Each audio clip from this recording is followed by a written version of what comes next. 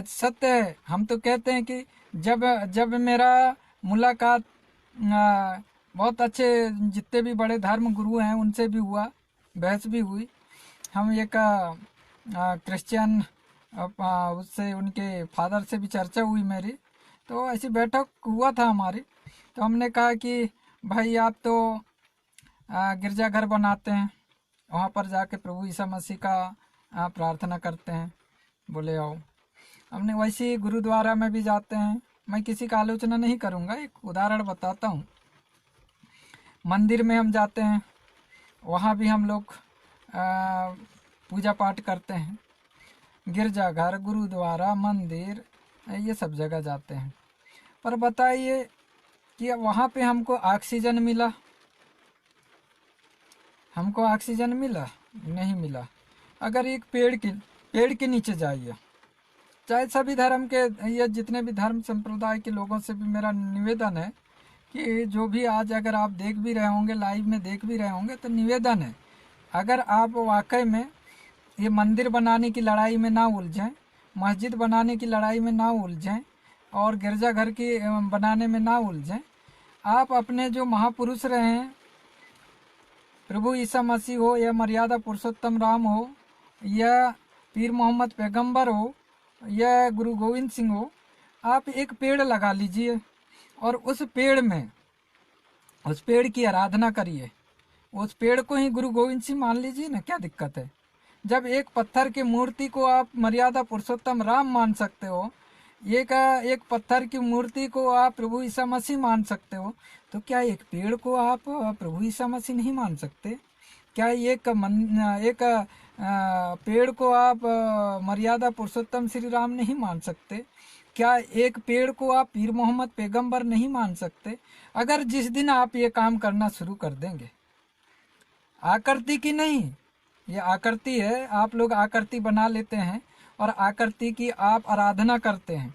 मैं कहना चाहूँगा कि हम आकृति से हट करके थोड़ा सा प्रकृति की ओर आए और आप अपने अपने आराध्य देवों को, मैं किसी आराध्य या आपकी जो आस्था है उस आस्था पे वो नहीं करूँगा, बल्कि मेरा ये जो एक व्यक्तिगत सुझाव भी है, और उस आस्था पे अगर आप लोग जितने हम लोग मंदिर, मस्जिद, गिरजाघर, गुरुद्वारा और बहुत से मूर्तियां बनाते हैं, काश उतनी वृक्ष लगा ले, उतनी पेड़ लगा ले और उस पेड़ को लगा करके उसकी आराधना करें कि ये जो है हमारा प्रभु ईसा मसीह का पेड़ है, एक अगर मर्यादा पुरुषोत्तम श्री राम का पेड़ है, ये ईसा मसीह का पेड़ है, कृष्ण का पेड़ है। ऐसा करके एक एक पेड़ हर कोई व्यक्ति अपने अपने घरों में लगा ले और उसी की आराधना करो आपको। तो ये लड़ाई होगी कभी? क्या जगह की लड़ाई नहीं होगी। सरकारी ज़मीन पे अतिक्रमण कर लेते हैं और अच्छा जहाँ कंस्ट्रक्शन होना है वहाँ पर कोई ना कोई चीज़ का निर्माण कर लेते हो। तो जो हम जिनको आराध्य देव मानते हैं, जिनको जो हम शक्ति मानते हैं, जिनको हम भगवान कहते हैं, हम भगवान को हम मनाएं, जरूर मनाएं, पर भगवान के नाम को लेकर के लड़ाई बिल्कुल भी ना करें। भगवान के नाम को लेकर के हम लड़ने लगते हैं। तो मेरा मानना है कि प्रकृतिवादी विचारधारा पे चलिए। प्रकृतिवादी विचारधारा आपको आपस में बढ़िया मिलाकर चलने वाली विचारधारा है। आपको भाई से भाई, आखिर में आपने प्रकृति में जन्म लिया है और प्रकृति में ही विलीन हो जाओगे। ऐसा नहीं है जो आप प्रकृति का दोहन करके ढेर सारे कंस्ट्रक्शन बनाते हैं।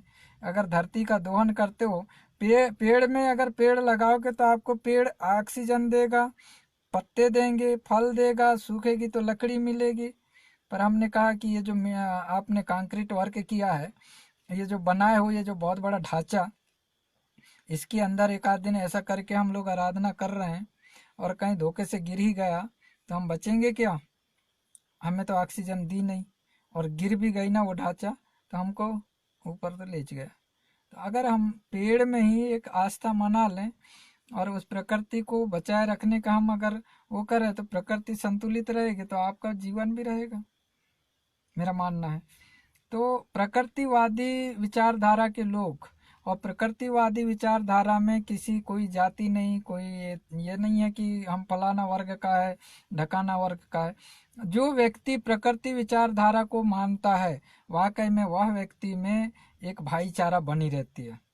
और आदर्शवादी व्यक्ति हमेशा अपने आदर्श या महापुरुषों की लड़ाई लड़ते रहता है। वो अपना एक महापुरुष को रख लेता है और उसी की जिंदाबाद मुर्दाबाद करते रहता है और उस आदर्श उसे अपना आदर्श मान लेता है, प्रकृति को आदर्श नहीं मानता वो। तो आदर्शवादी व्यक्ति और प्रकृतिवादी व्यक्तियों में संघर्ष होती है। तो आदर्शवादी व्यक्ति चाहते हैं कि प्रकृतिवादी को आदर्शवादी बनाओ और प्रकृति को वो एक छोटे से स्तर में वो बता करके और अपने आदर्श वो जो जिस पुरुष को आदर्श मानता है, जो पैदा लिया था और पैदा लेने के बाद वो मर जाता है। किंतु प्रकृतिवादी विचारधारा ये कहती है कि इंसान जब जन्म लेता है तो उसका प्रकृति में विलीन होना भी निश्चित है। वो एक निश्चित समय में वो भी यहाँ पर प्रकृति में विलीन होता है। जैसे एक पेड़ एक पौधा के रूप में जब वो बीज के रूप में वो जन्म लेती है और वो आगे बढ़ती है और फिर बड़ा होती है, फल फूल देने के बाद में उसका उम्र होते ही वो सूख जाती है। ठीक उसी प्रकार आदमी भी जब जन्म लेता है फिर वो पलता बढ़ता है और भी जैसे ही बुढ़ापा है वो भी विलीन हो जाता है। तो ऐसे बहुत से जो व्यक्ति इस धरती पे जन्म लिए, इस प्रकृति में जन्म लिए, उन व्यक्तियों ने लोगों को समझाना शुरू किया, लोगों को एक रास्ते पे चलना शुरू किया, लोगों को इकट्ठा करके बताया कि हम ऐसा काम करेंगे, लोगों को इकट्ठा करके उन्होंने कहा कि हम सब लोग मिल करके आइए, हम लोग सब पूरे के पूरे लोग मिल करके इस देश को बदल देंगे, इस दुनिया के लोगों की तकदीर को बदल देंगे। ऐसे करके उन लोगों ने जगह जगह जा करके, जैसे प्रभु ईसा मसीह ने यरूशलेम के पहाड़ियों में जा करके उधर जा करके उन्होंने लोगों को इकट्ठा किया, संदेश दिया, फिर यहूदियों के राजाओं ने उसे सूली पे चढ़ा दिया। तो ईसा मसीह भी उन लोगों के आदर्श बन गए। तो प्रभु ईसा मसीह भी एक आदर्श बन गए, मर्यादा पुरुषोत्तम श्री राम भी आदर्श बन गए, कृष्ण भी एक आदर्श बन गए, पीर मोहम्मद पैगंबर भी एक आदर्श बन गए। हमारे जितने भी लोग जो महापुरुष थे जिन्होंने अच्छा काम किया होगा उस समाज के लिए, वो उस समाज का या उस जनता का या उस क्षेत्र के पब्लिक के लिए वो आदर्श बन गए।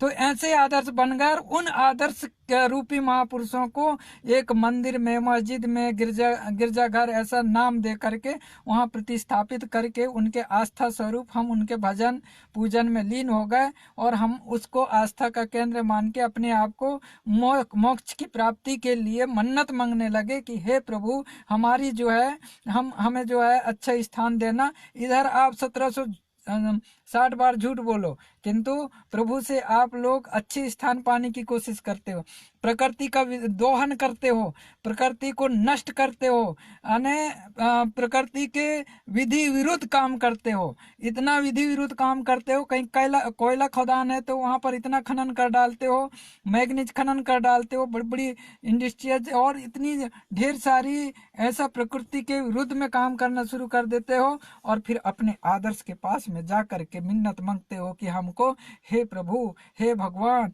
हे ईश्वर, हे अल्लाह, हम सबको जो है हम बिल्कुल शांति देना और इसमें ये करना। जो आदर्श थे उन महापुरुषों ने कहा था, चाहे महात्मा गौतम बुद्ध ने भी कहा प्रकृति का अनुसरण करो, प्रभु ईसा मसीह ने भी कहा प्रकृति का अनुसरण करो, सब लोगों ने कहा, जितने महापुरुष हैं जिनको हम भगवान के रूप में देखते हैं उन्होंने कहा कि प्रकृति का अनुसरण करो। किंतु आदर्शवादियों ने प्रकृतिवादी विचारधारा का अनुसरण नहीं करके बल्कि उन लोगों के उनके आदर्शों पे, उनके पद चिन्हों पे चलने के बजाय उनको आदर्श मानकर एक आकृति अर्थात मूर्ति का रूप बना करके, पत्थरों का या शिलालेख वो बना करके, आकृति बना करके उसमें आस्था में लीन हो गए।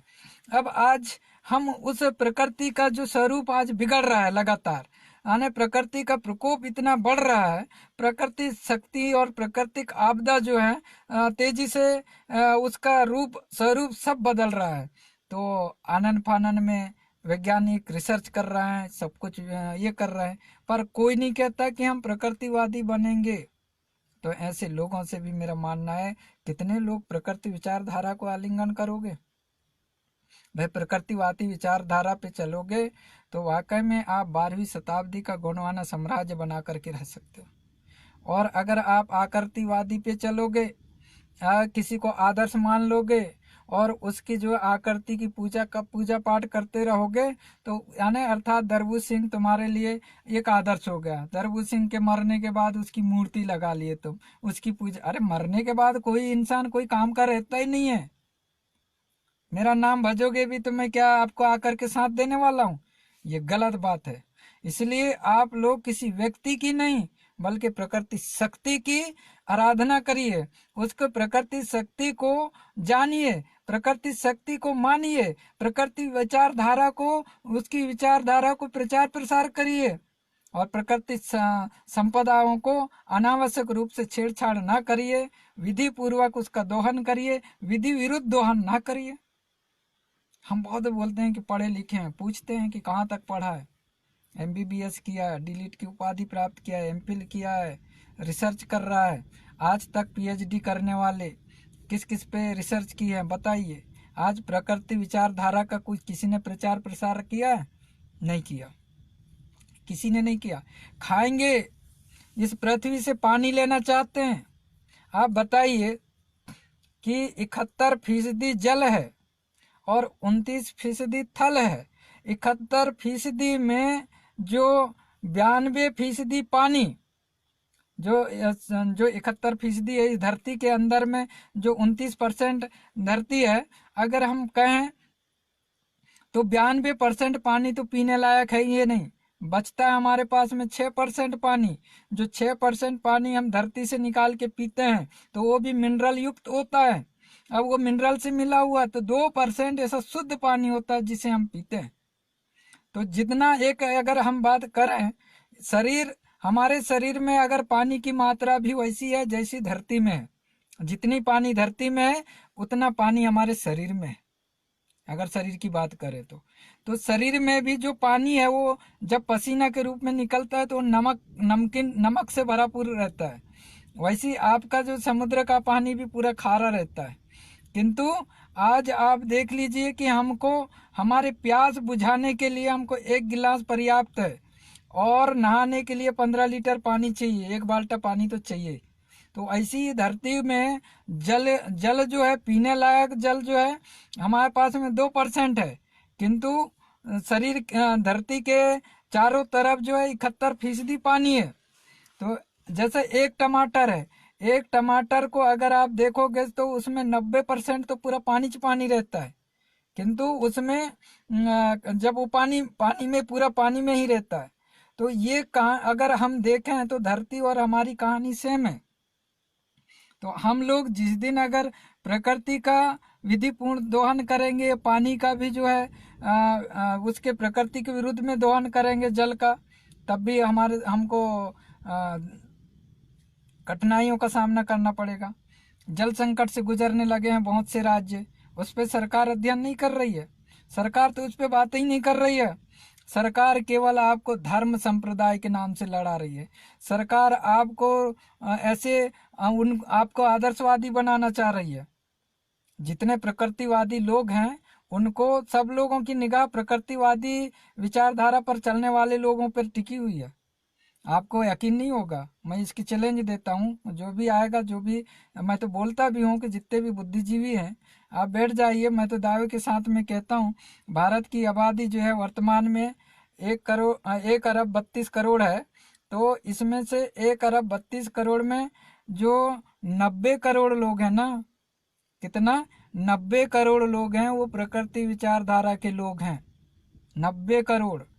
और 40 करोड़ लोग जो हैं ये आदर्शवादी हैं, जो 90 करोड़ लोगों को इधर से उधर करते हैं, 90 करोड़ के लोगों के बीच में झगड़ा कराते हैं, 90 करोड़ लोगों की सामाजिक संस्था बनवाते हैं, 90 करोड़ लोगों को कावड़ पकड़वा के पैदल चलवा देते हैं, 90 करोड़ लोगों को तहस नहस कर देते हैं, 90 करोड़ लोगों को आकृति बना करके उनको उलझा देते हैं। कितने लोग उलझा देते हैं? ये 40 करोड़ लोग। 40 करोड़ लोग कौन है? वो आदर्शवादी लोग हैं, जो अपने अपने आदर्शों को, अपने अपने जो महापुरुषों को, उनकी पूजा आराधना करते हैं और कहते हैं कि फलाना फलाना भगवान ने ऐसा कर दिया, ढकाना भगवान ने ऐसा कर दिया। कितने लोगों को बताते हैं? 90 करोड़ लोगों को।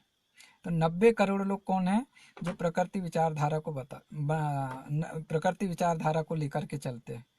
मैं ये नहीं बताऊंगा, मैं किसी वर्ग या जाति या समुदाय की बात नहीं करूंगा, मैं ये नहीं बोलूंगा।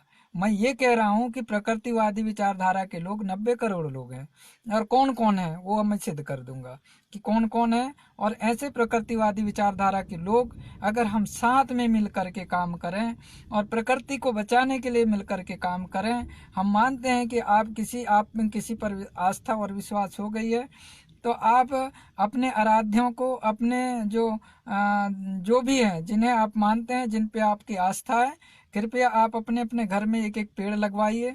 और उसका आकृति मत रखिएगा, आकृति बिल्कुल भी ना रखें।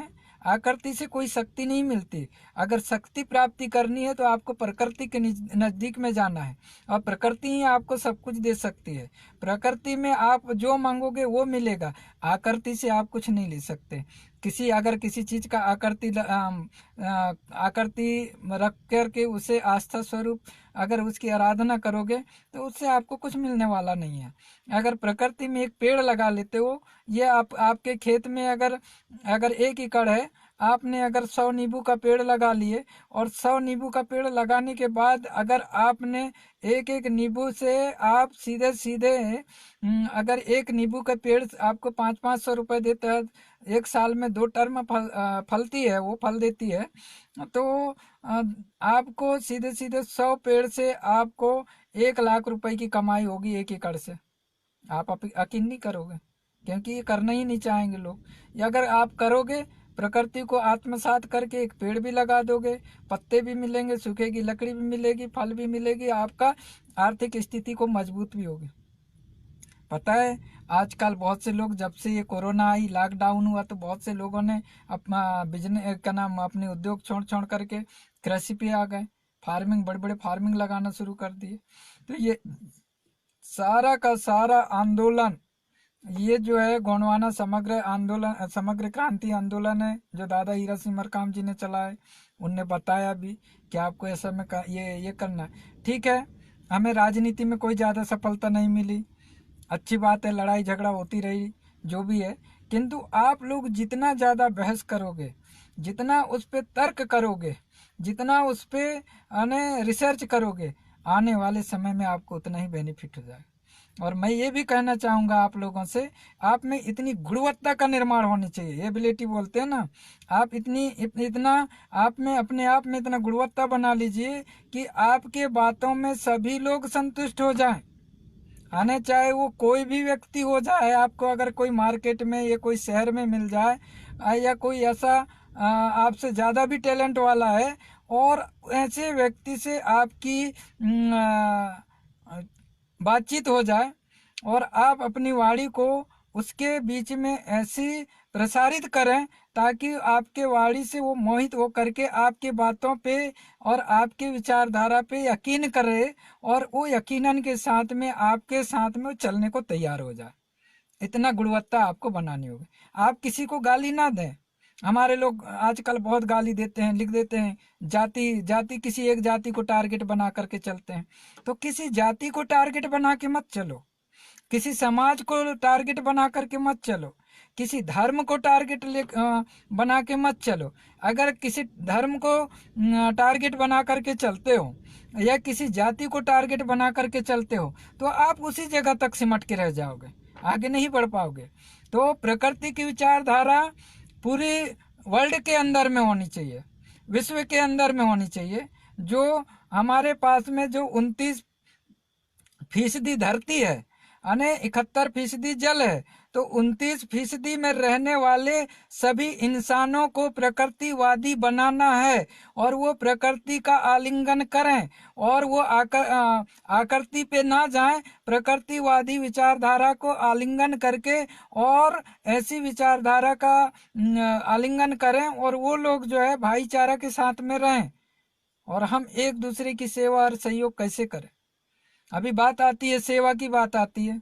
कई लोग बोलते हैं, हम तो शुरुआत में पहले बहुत पहले गोंडवाना गणतंत्र पार्टी का प्रचार करते थे, उस समय में, अने बहुत पहले, आज से 20-25 साल पहले की बात बता दूं, तो उस समय सब लोग या तो अलग अलग अभिवादन करते थे। क्षेत्र में कोई सीताराम बोलता था, कोई राम राम बोलता था। उस समय सेवा सेवा कोई नहीं बोलते थे। तो उस समय हम लोगों ने शुरू किया जय सेवा का, जय सेवा से शुरुआत किया था। कई गांव में जाते थे, जय सेवा दादा, जय सेवा नानी, जय सेवा। अब वो जय सेवा आ गई। अब उसी जय सेवा का फिर उस पे फिर उसी पे रिसर्च होने लगा। तो सेवा सेवा पे आ गए, सेवा जोहार पे आ गए। जोहार क्यों कहना चाहिए, सेवा क्यों कहना चाहिए? भाई जब तक कि आपको सेवा के बारे में पता नहीं होगी, सेवा आखिर क्या है भाई? सेवा का एक तो सेवा करने का मतलब ये होता है कि किसी के हाथ पैर मलते रहो, वो भी एक सेवा है। किसी के पैर धुलते रहो, वो भी सेवा है। किसी के कपड़े धुलते रहो, वो भी एक सेवा है। किसी के बाल काटते रहो, वो भी सेवा है। पर सेवा का मतलब ये होता है कि भाई अगर आप सेवा कर रहे हैं तो भाई वो ये आपकी भी तो वो सेवा कर रहे हैं, एक दूसरे की हेल्प करना, सहयोग करना। अगर सेवा की बात करें तो बहुत बड़ा एक, अगर अंग्रेजी में उसे सर्विस भी बोलते हैं, तो आपका सर्विस बुक अच्छा है, यानी आपकी सेवा पुस्तिका में आपका काम धाम अच्छा है, तो अधिकारी अच्छा लिख देता है कि ठीक है भाई आपकी सर्विस बुक में बढ़िया है, तो आपकी जो इंक्रीमेंट है वो बढ़ जाएगी, ये पदोन्नति हो जाएगी, क्रमोन्नति हो जाएगी, आपका जो है आपका जो भविष्य अच्छा बन जाएगा अधिकारी। और उसी में अगर आपका काम धाम अच्छा नहीं रहा तो उस सेवा पुस्तिका में वो लिख देता है, रेट कर देता है। रेट शाही का जिस दिन उपयोग कर दिया तो आपका क्रमोन्नति या पदोन्नति में बड़ी दिक्कत होती है सेवा पुस्तिका में। तो सर्विस बुक भी बोलते हैं उसे, और एक सेवा पुस्तिका भी बोलते हैं हिंदी में। तो सेवा की बात अगर करें तो सेवा की बात करें तो अगर हमको सेवा की बात आया तो हमको सेवा करना चाहिए ना, मनुष्य की, मानव समाज की सेवा करें, प्रकृति की सेवा करें। तो मनुष्य की सेवा करना अर्थात हमारी निगाह में सभी मनुष्य एक हैं। हमारी निगाह में किसी जाति, वर्ग, समुदाय, धर्म के लोग अलग अलग नहीं है। हम उन्हें सेवा का संदेश देना ही है। सेवा अर्थात जैसे मैं आज एक कपड़ा पहना हूँ, शरीर के लिए, शरीर का वस्त्र जो है, शरीर का एक परिधान है, शरीर का एक परिधान है, ये वस्त्र जो है एक परिधान है शरीर के लिए। किंतु आत्मा का परिधान क्या है आपको पता है भाई? आपका आत्मा का परिधान, अगर आत्मा का परिधान सेवा है, और सेवा ही मनुष्य का संविधान है। इस बात को कोई लिखित संविधान या कोई देश का संविधान या कोई वो आपका वो संविधान तो आप अगर मेरी सरकार बनेगी तो मैं कई सारे संशोधन कर लूँगा। जैसे भारत कॉन्स्टिट्यूशन की बात करें तो उसमें जो जिसकी भी सरकार बनती है वो संशोधन करते रहे, हर अनुच्छेदों में संशोधन करते रहते हैं। हम उन अनुच्छेद की बात करते रहे कि हमको इस अनुच्छेद में हमको ये अधिकार दिया है, ये अधिकार। अरे आपकी सरकार रहेगी नहीं, आपकी सरकार बनेगी नहीं, तो वो अधिकार भी आपसे छीन लिए जाएंगे, वो अनुच्छेद को भी संशोधन कर दिए जाएंगे। क्या कर लोगे आप? उस संविधान को माला जप्त थोड़ी न रह जाओगे। तो बाबा साहब अम्बेडकर ने बोला कि भाई ये संविधान इतना अच्छा है, किंतु इस संविधान को चलाने वाले गलत लोग बैठ जाएंगे तो ये संविधान भी गलत हो जाएगा। यही बोला ना। पर वहां पर जो जिनको आपने बैठाला है उस संविधान की विचारधारा को ही वो नहीं समझ पा रहे हैं, खाली आप समझ रहे हो। तो आप समझ रहे हो संविधान की विचारधारा को, तो आप संविधान की बात कर रहे हो, पर जो आदमी चुन करके जा रहा है, संसद में बैठ रहा है, विधायिका में बैठ रहा है, वो आदमी संविधान की विचारधारा को नहीं समझ पा रहा है, संविधान के मंशा रूप नहीं चल पा रहा है, संविधान के हर अनुच्छेद उसको दिक्कत करती है, संविधान की हर धारा उसको गलत लगती है, तो वो तुरंत में बुलाता है संसद की और ऐसी कार्रवाई में हिस्सेदारी लेता है और संविधान की संशोधन कर देता है। तो आप बोलते हो कि संविधान का संशोधन कर दिया, गलत कर दिया, हाय हाय हाय हाय हाय। अरे कब तक हाय हाय करते रहोगे? तो संविधान को संशोधन करने वाला संसद, उसमें आप अगर आपकी भागीदारी सुनिश्चित नहीं हो पाएगी तो आप पूरे जिंदगी भर उम्र हाय हाय करते रहोगे, कुछ होने जाने वाला नहीं है। इसलिए मैं कहता हूँ संविधान कितना भी अच्छा हो जाए, पर मैं कहता हूँ किसी देश को चलाने की जरूरत एक संविधान की होती है, और उस देश को चलाने के लिए उस संविधान होती है और उस संविधान को लिखना पड़ता है। किंतु आत्मा को चलाने के लिए एक वो जो संविधान है उसका, वो जो विधान है, मनुष्य का संविधान है, वो है आत्मा।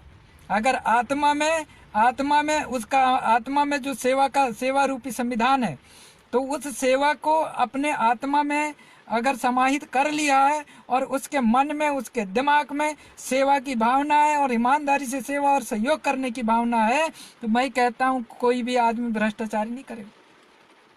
आप देखे होंगे जो प्रकृतिवादी विचारधारा पे चलते हैं वो लोग कभी उतना भ्रष्टाचार नहीं करते, उतना शोषण नहीं करते, उतना अन्याय नहीं करते, उतना अन्याय अत्याचार नहीं करते, क्योंकि उनको ये पता होता है, उनको ये जानकारी होता है कि मैं प्रकृति के विरुद्ध में कुछ करने वाला नहीं हूँ, क्योंकि मेरी भी उम्र 60 से 70 साल है, 80 साल है, 100 साल होती है। अगर एक उम्र की बात कही जाए तो एक इंसान सही काम धाम करने वाला, उसकी उम्र जो है 60 साल होती है। अगर उस आदमी की उम्र का अगर दिनों में डिवाइड कर देते हैं तो उसका जो 29,100 दिन बचते हैं। पढ़ने लिखने का जो है 10,000 दिन निकाल देते हैं, तो सही तरीके से जीने के उसके पास में मात्र जो है बहुत कम समय बचा होता है, उसके पास दिन ही नहीं बचे रहते, वैसे वो ऊपर चला जाता है। तो ये आत्मा में जो सेवा की भाव है, जो सेवा करने की इच्छा रखते हैं, तो वैसी मनुष्य का एक संविधान है, वो सेवा है। और सेवा ही वो सेवा आत्मा का परिधान भी और संविधान भी है। और उस परिधान से लेकर के अगर आदमी व्यक्ति सोचने लगे तो बहुत अच्छा काम कर सकता है। नहीं तो हम 5वीं अनुसूची की बात करते रहेंगे कि अनुसूचित जनजातियों का शासन और प्रशासन में नियंत्रण, फिर अनुच्छेद 241 के तहत और हमारे पास में ये अधिकार तमाम दिए हैं। 5वीं अनुसूचित क्षेत्र है, वहाँ पे सरपंच से लेके जनपद अध्यक्ष तक हमारे जनजाति वर्ग के लोग बैठे रहेंगे। वो चाहे उनको जो समझदारी है या नहीं है वो तो बैठ गए। तो ऐसी परिस्थिति में हम लोग क्या है, हमको फिर सही ढंग से हक अधिकार नहीं मिल पाता। तो उसका रीज़न है अगर एक इंसान को किसी चीज़ की ज़रूरत नहीं पड़ती, वो अपने हाथ पैर पर भरोसा रखता है और वो अपने ब्रेन पे भरोसा, इस माइंड पे ना, इस पे हर चीज़ पे सोचता है। वो कहता है कि मैं खुद पे संघर्ष कर लूँगा, खुद पे चढ़ लूँगा पहाड़ में, मुझे रस्सी की ज़रूरत नहीं चाहिए। यही है ना।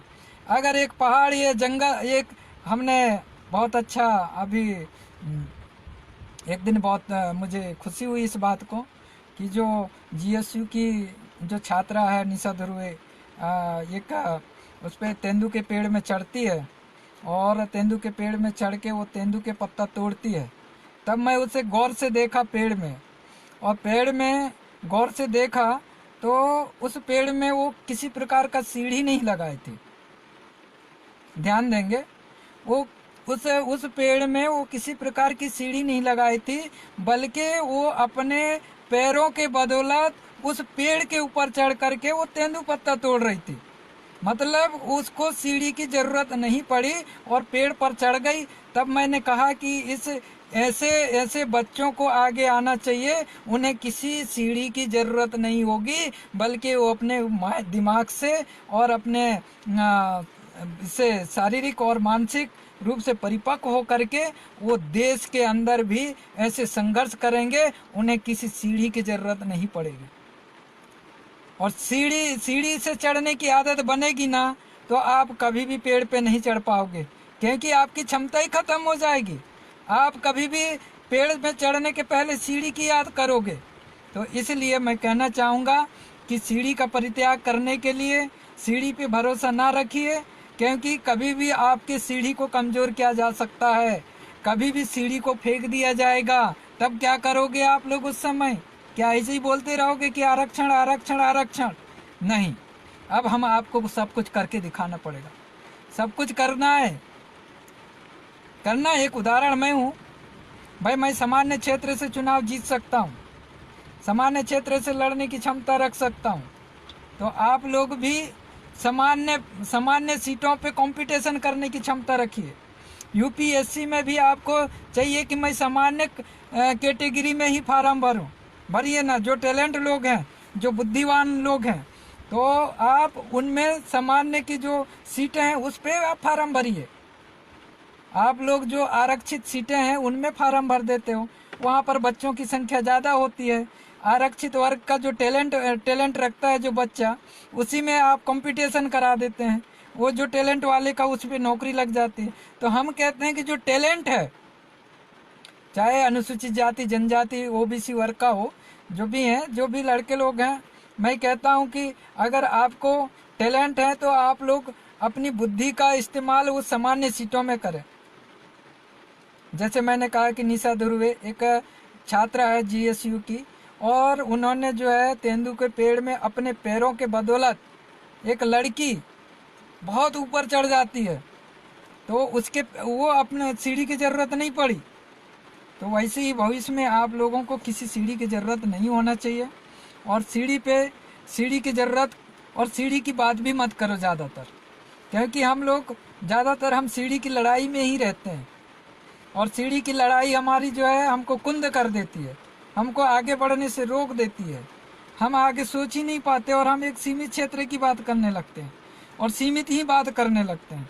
इसलिए हमारी दिमाग को, टैलेंट को इतना विस्तार करिए, बुद्धि को इतनी विस्तार करिए, और हमें ये कहिए कि यह सर्वशक्तिमान बड़ा देव, फड़ा पैन सजर पैन, जो भी हमारे आस्था के वो हैं, इष्ट देव हैं, तो आप हमको इतना बुद्धि दे, शक्ति दे, जिससे हम लोग संघर्ष कर सकें। हे प्रकृति, हम प्रकृति में पला है, बढ़ा है और बढ़ेंगे। प्रकृति विचारधारा को जन जन तक पहुंचाएंगे, उसके लिए हम संघर्ष करेंगे। जो हमसे बनता है हर मानव की सेवा और सहयोग करेंगे। हम ऊंच नीच की भेदभाव नहीं रखेंगे। चाहे कोई भी व्यक्ति हो हमारे सामने में, वो प्रकृति पुत्र है, प्रकृति में जन्म लिया है, प्रकृति में विलीन हो जाएगा। हमारे निगाह में ना हिंदू है, ना मुस्लिम है, ना सिख है, ना ईसाई है, ना बौद्ध है, ना क्रिश्चियन है। हमारे निगाह में केवल वो है प्रकृतिवादी है। वो प्रकृति में पैदा लिया है, हो सकता है वो प्रकृतिवादी से आदर्शवादी बन गया है। ऐसे आदर्शवादियों को प्रकृतिवादी बनाने के लिए हमारा जन्म हुआ है। हम उन्हें आदर्शवादी है, आकृतिवादी लोग हैं, जिन्होंने मूर्ति बना करके, आकृति बना करके अपने अपने इष्ट देवों को मना करके और उन मूर्तियों के उसमें आकर के अपने अपनी मूर्तियों की आदर्शवादी विचारधाराओं को लेकर के पूरे वर्ल्ड में वो लड़ रहे हैं। कभी ईसाइयत की बात करते हैं, कभी इस्लामियत की बात करते हैं, कभी हिंदुत्व की बात करते हैं, कभी बौद्धिस्ट की बात करते हैं, कभी क्रिश्चियन की बात करते हैं। तो हमारी जो एक विचारधारा है, हम चाहते हैं, हम प्रकृति विचारधारा के लोग हैं। ना हम में ईसाइयत है, ना इस्लामियत है, ना हम में सिख है, ना हम में हिंदुत्व है, ना हम में बौद्धिस्ट है। हम में तो केवल एक प्रकृति विचारधारा है, जो चाहे वो मर्यादा पुरुषोत्तम राम हो, चाहे प्रभु ईसा मसीह हो, चाहे वो पीर मोहम्मद पैगंबर हो, इस प्रकृति में जन्म लिया और प्रकृति में विलीन हो गया, वो हम आदर्श हो गए।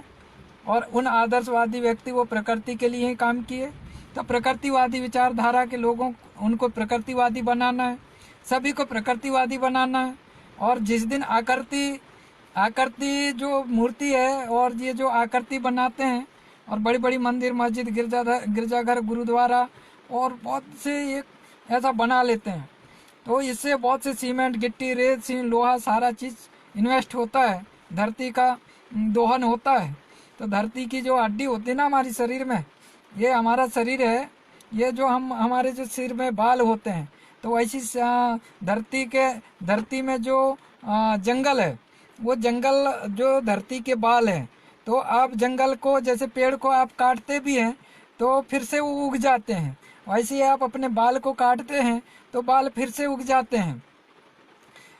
और खनिज जो है, जिसको हम खनिज तत्व बोलते हैं, मिनरल्स बोलते हैं, तो अब हम एक तांबा या ताम्र निकालने की, जो कॉपर निकालेंगे हम लोग, कॉपर की बात अगर हम करते हैं, या आयरन की बात करेंगे, लोहा अयस्क की बात करेंगे, तो मैग्नीज निकालने की बात करेंगे, तो धरती का दोहन करेंगे। अर्थात हमारे इस शरीर के अंदर में हड्डियां हैं, इन हड्डियों को अगर आप निकालोगे तो आपके पास में बचेगा कुछ नहीं। तो जो पत्थर के रूप में, धरती के अंदर में पत्थर के रूप में जो खनिज संपदा है, वो पृथ्वी की हड्डी है, और उसको आप विधि विरुद्ध में दोहन कर रहे हैं। आप बहुत ज़्यादा दोहन कर रहे हैं, जितना ज़रूरत है उतना ही दोहन करिए। तो हम लोग उसका ज़्यादा दोहन कर रहे हैं। अब लोहा की ज़रूरत पड़ेगी, हमको सीमेंट की ज़रूरत पड़ेगी, हम सभी लोग पक्के मकान में रहेंगे, तो एक दिन ऐसा आएगा धरती कहीं ना कहीं आपको नुकसान करेगी। सुनामी या ढेर सारे नाम आ रहे हैं ना अभी, उसी का नतीजा है।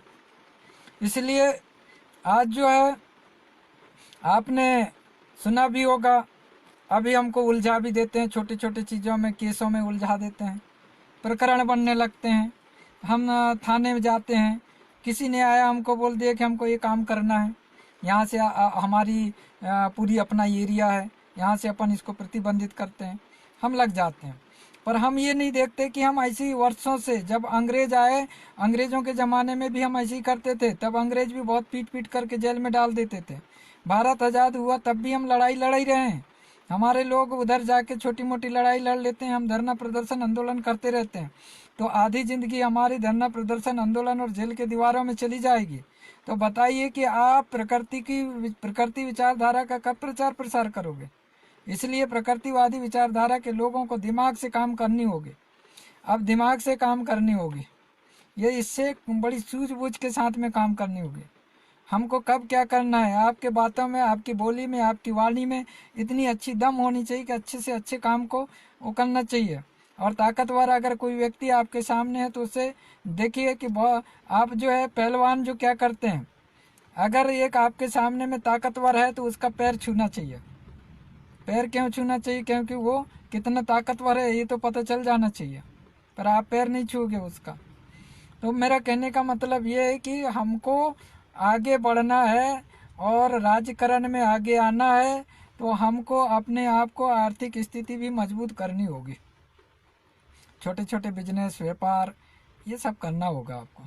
नौकरी की तैयारी अभी देखता हूँ, मैं पूछता हूँ तो क्या काय की तैयारी में लगे, बस ग्रेजुएशन कर लिए उनने, तो वो बोले कि मैं MPPSC है या का नाम जिस स्टेट में जो भी वहाँ की राज्य स्तर की जो बड़ी परीक्षाएं होती हैं तो उसकी तैयारी में वो कर देते हैं, तो उसकी तैयारी में लग जाते हैं। कुछ बच्चे तो MPPSC UPSC की तैयारी में लग जाते हैं। UPSC की तैयारी में भी वो लाखों रुपए खर्चा करते हैं। बनना है 10 लोगों को IAS, IPS, AIFS बनना है, वहाँ से भी माँ बाप का पैसा खर्च करके आके घर में जो है काम ही नहीं करते। आखिर क्या कारण है? उनका बच्चा 15 साल में पैसे कमाने लगता है, हम 35 साल में भी पैसे नहीं कमा पाते। कभी आपने चिंतन किया इस बात को? बताइए कैसे राजनीति करोगे, कैसे आगे बढ़ोगे? हमारे पास पैसे नहीं है, पूंजी नहीं है। पूंजी अभी अभी लॉकडाउन हुआ तो कितने लोग गए, पूरे सबसे ज़्यादा हमारे लोग दिखे पैदल यात्रा करते हुए। तब एहसास हुआ कि हम अभी कुछ करने लायक नहीं, तो हमें कुछ करना पड़ेगा हमें।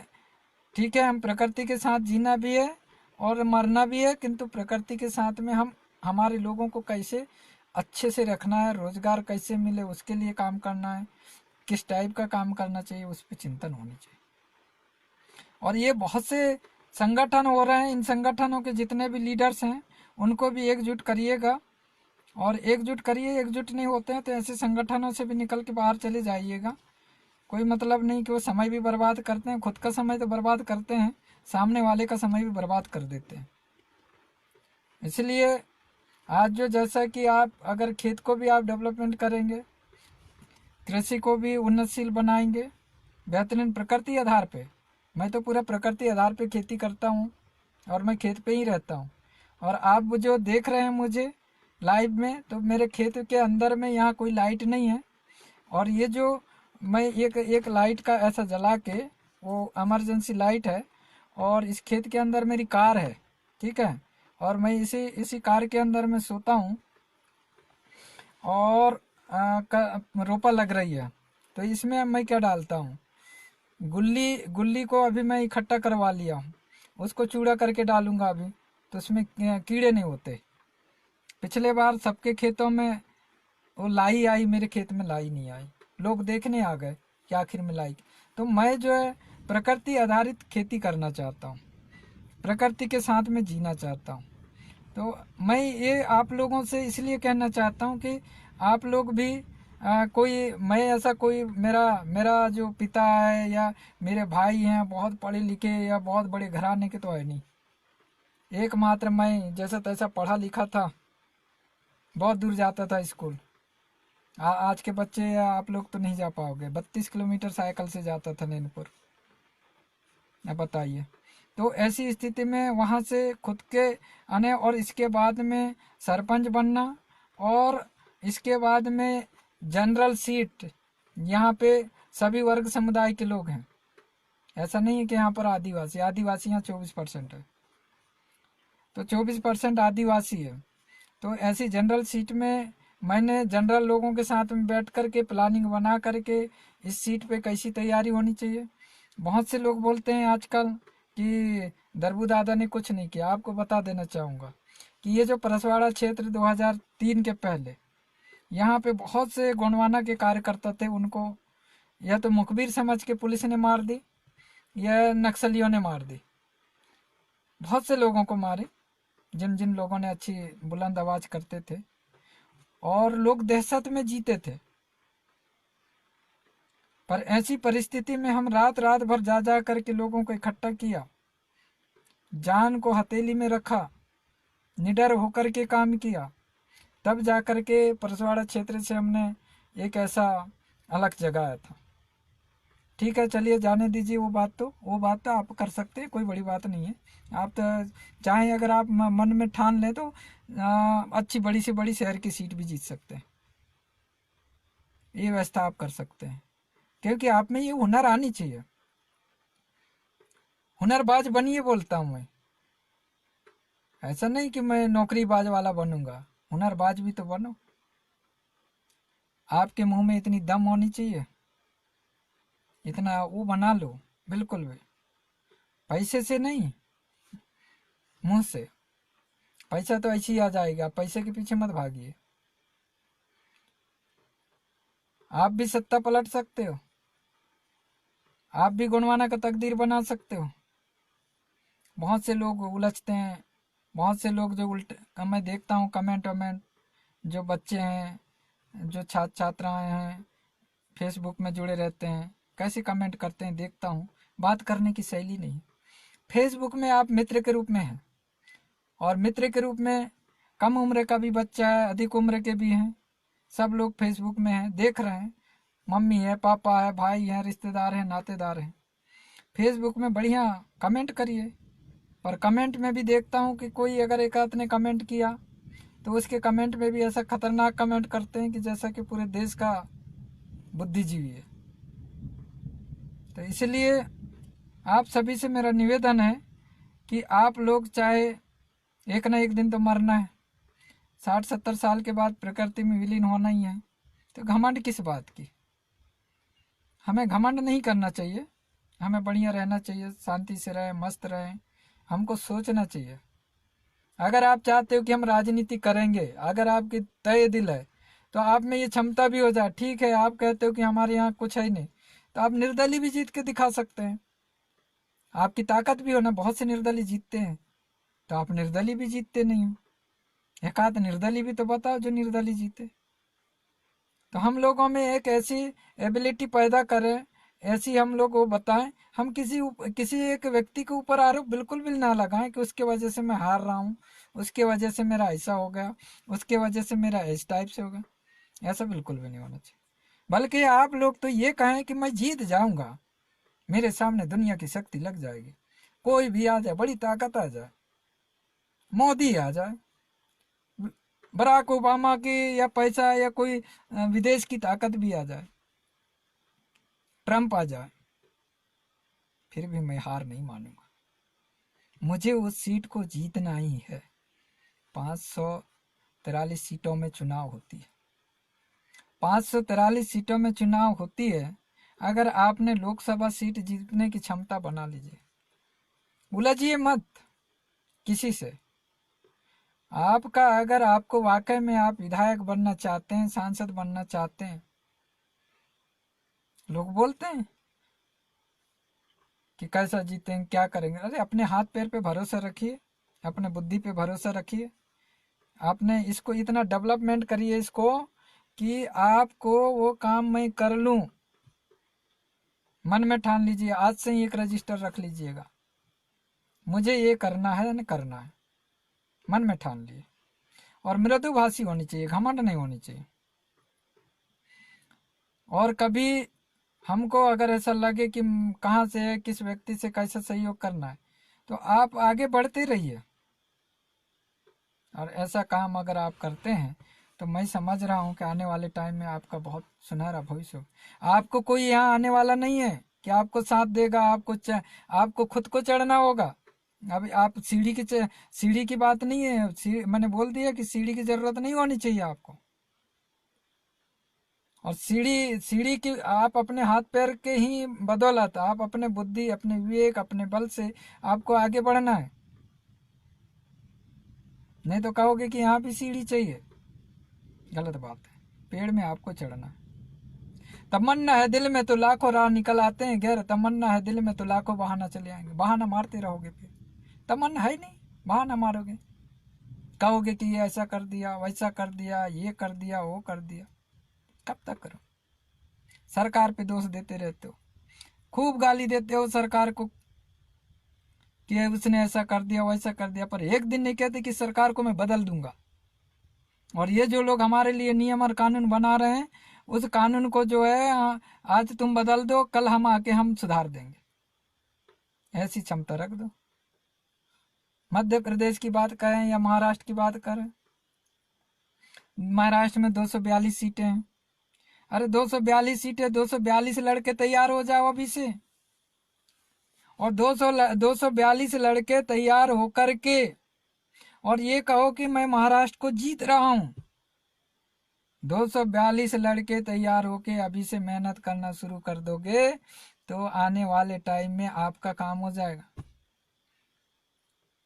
मध्य प्रदेश में 230 हैं तो 230 लड़के तैयार हो जाओ ना, फतह हो जाएगा। नहीं, तैयार नहीं होंगे, वो इधर उधर पीछे पीछे झंडा लेके घूमेंगे।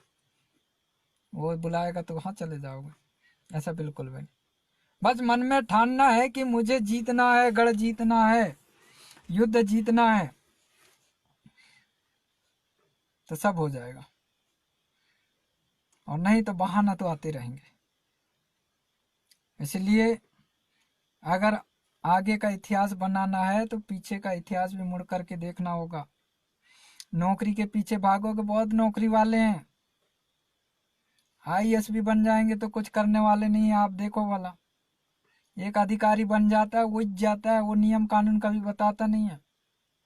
एक रेंजर होगा, ध्रुवे होगा, तेकाम होगा, मरकाम होगा, वही जाता है और आदिवासियों की झोपड़ी लगी हुई है वहां जाएगा, वन में जो काबिज किए हैं उनकी उनकी जमीनों का, उनके घरों को तोड़ फोड़ वही करेगा, ध्रुवे करेगा, तेकाम करेगा, मरावी करेगा। पर वो नहीं बताएगा कि वन अधिकार अधिनियम के तहत ये पट्टे की कार्रवाई होती है, इसको कर लो और इसके तहत पट्टा बना लो। ऐसा बिल्कुल भी नहीं बताएगा, बल्कि अपने जो है ऊपर वाले अधिकारी के इशारे पे आकर के वो आपके जो बनी बुनाई आशियाना है उसको तोड़ डालेगा। उसकी ये क्षमता, आपको सहयोग नहीं करते ये लोग। ये क्या है कि बीबी और टीबी में मस्त हो जाते हैं, जैसे जाते हैं। और इनको कब याद आती है? जब इनको नौकरी चली जाती है ना, तब फिर आप लोगों को ढूंढते फिरेंगे। सामाजिक संगठनों में तो बहुत से कर्मचारी इन्वॉल्व हैं, उससे कोई क्या फायदा होना, उसकी तनख्वाह के लिए भिड़े रहते हैं, तनख्वाह बढ़ाने के लिए। आपके लिए क्या कर रहे हैं बताओ? कोई राजनीतिक सहयोग कर रहे हैं राजनीतिक के लिए, या उनके परिवार को राजनीति का हिस्सा बना रहे हैं? नहीं बनाते। अपनी सुरक्षा के लिए कुछ करते नहीं है। जब पीड़ित हो जाते हैं तब कहते हैं कमलेश गौंड आ जाओ, कमलेश को बुलाओ, कहाँ है? झंडा लेके आएगा, कलेक्ट्रेट में आएगा कि इसकी स्थानांतरण रोक दो। अच्छा साहब था, क्या अच्छा साहब था, क्या किया? रेंजर था, एसडीओ था, वीके था, तेकाम था, पंद्रे था, मरावी था। कितने लोगों को वन अधिकार अधिनियम पट्टा दिलाने में सहयोग किया? कितने लोगों को समाज आरक्षण का मतलब क्या है? किसी भी अधिकारी कर्मचारी आरक्षण का मतलब समझा नहीं है, बल्कि वो सोच सोच के कहता है कि आरक्षण खत्म हो रही है, आरक्षण खत्म हो रही है। अरे कलेक्टर, डिप्टी कलेक्टर है, उसका बेटा इंग्लिश मीडियम में पढ़ा, उसी की नौकरी लगेगी। गांव का बेटा का नहीं लगने वाला है, क्योंकि ज्यादा नंबर तो वो लिया है, कॉन्वेंट स्कूल में पढ़ने वाला, उसी की नौकरी लगेगी। इसलिए जिसके घर में नौकरी लगी रहती है, सबसे ज्यादा उसी के घर में सब कुछ नौकरी वालों की संख्या ज्यादा होती है। आपको क्या बेनिफिट हुआ?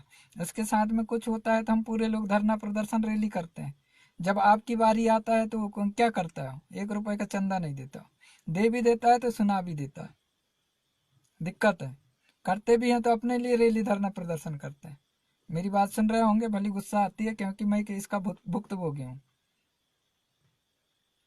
भुक्तभोगी हूँ, इसलिए बोल रहा हूँ। और आप लोगों को भी ऐसी समस्या आ भी जाएगा। हेल्प नहीं करते हैं। अगर ये लोग हेल्प करना शुरू कर देना तो समाज ऐसे ही उड़ जाएगा, समाज आगे बढ़ जाएगा। आरक्षण का मतलब यही है कि आप नौकरी में लग जाएंगे और आप पीछे जो आपके गरीब हैं, आपके परिवार हैं या गांव के लोग हैं, उनको आप सहयोग करिए। उन्हें पढ़ाने लिखाने में या जो भी संस्था है उसको आप डोनेट करके और उन्हें आगे बढ़ाने का काम करिए। वो ऐसा नहीं करेंगे, बल्कि वो दूसरों के साथ में आएंगे भी गांव में कभी छुट्टी में तो शराब पियेंगे और शराबी बना के चले जाएंगे। ये हो रहा है। या तो फिर शहर में ही रहना शुरू कर देंगे और शहर से ही बताएंगे कि हम समाज के काम कर रहे हैं। ऐसे पीला पगड़ी बांध लेने से समाज सेवा नहीं होता। आपकी आत्मा भी सेवा की भावना होनी चाहिए और सेवा करने की क्षमता भी होनी चाहिए। इसलिए सेवा से सम्मान बढ़ता है और मान और सम्मान के लिए ही व्यक्ति जीता है। मान और सम्मान उसको मिलेगा तो हर काम कर लेता है और मान सम्मान के लिए ही करता है। ऐसी जरूरी नहीं है कि अगर किसी संगठन है किसी उसमें करो और वहाँ आपको मान सम्मान ना हो तो आप वहीं पर पड़े रहें। मान सम्मान की बात भी होती है। तो इसलिए मैं चाहूँगा कि आप सब लोग आज जो एक इसमें हम सब लोग इकट्ठा होकर के, और खासकर मेरे नवयुवक साथी भाई, आप लोगों के ऊपर भविष्य है। आप लोग कुछ कर सकते हैं और अच्छे लोगों के हाथ में राजकारण की बात हो, पढ़े लिखे लोग और कुछ चिंतनशील हो। नहीं तो पता चला कि आधे से ज़्यादा तो पियक्कड़ लोगों की गैंग होती है, पीने लगते हैं, दिन भर तो अच्छा घूमते हैं, शाम को फिर तीसरी दुनिया में चले जाते हैं। ऐसा भी नहीं होना चाहिए। तो मैं चाहता हूँ कि मैं किसी भाषा पर या भाषा की उस पर वो नहीं करूँगा, क्योंकि अब जो है भाषाओं पे भी, प्राचीन भाषाओं पे वो लुप्त होने के कगार में है और लुप्त होने लगे हैं। गोंडी भाषा की बात कर रहे हैं, जो सौ जो भाषा है जो शेड्यूल किया उसको किया गया है, तो आज गोंडी की बात भी कहें तो गोंडी भाषा को भी बोलने वालों की संख्या करोड़ों में, काउंट कम होती है, 8वीं अनुसूची में शामिल नहीं करते हैं। क्यों करेंगे भाई? भाई उस भाषा को अगर 8वीं अनुसूची में कर देंगे, उस भाषा से आप पढ़ेंगे लिखेंगे, फिर उस पर पीएचडी भी करेंगे, सारा चीज़ करेंगे, तो आप तरक्की की बात करेंगे। भीली भाषा एक करोड़ के अधिक है, भीली भिलोड़ी, उसको भीली और गोंडी भाषा को तो इन्होंने मान्यता दी नहीं, बल्कि संस्कृत बोलने वालों की संख्या इस देश के अंदर में 14,000 है, उसे 8वीं अनुसूची में रखा। आपको ताजुब होगा, सिंधी भाषा बोलने वालों की संख्या इस देश में 25 लाख के लगभग है, उनको 8वीं अनुसूची में रख लिया।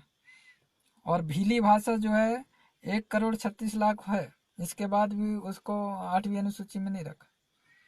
गोंडी भाषा को भी करोड़ों की संख्या में बोल रहे हैं, इसको उसको भी 8वीं अनुसूची में नहीं रखा। क्यों नहीं रखा भाई? हम मांग करते हैं। किससे मांग कर रहे हैं? जिन लोगों ने इतिहास को नष्ट कर दिया, जिन लोगों ने हमें इतिहास नहीं पढ़ाया, जिन लोगों ने हमारे संस्कृति और संस्कार के बारे में अपने इतिहास के पन्नों में जगह नहीं दिया, उन लोगों से हम लोग विश्वास करते हैं, उन लोगों से हम मांग करते हैं, उन लोगों के राजनीतिक दलों के व्यक्तियों को चुनाव में वोट देते हैं और जिताते हैं, कभी कांग्रेस तो कभी बीजेपी।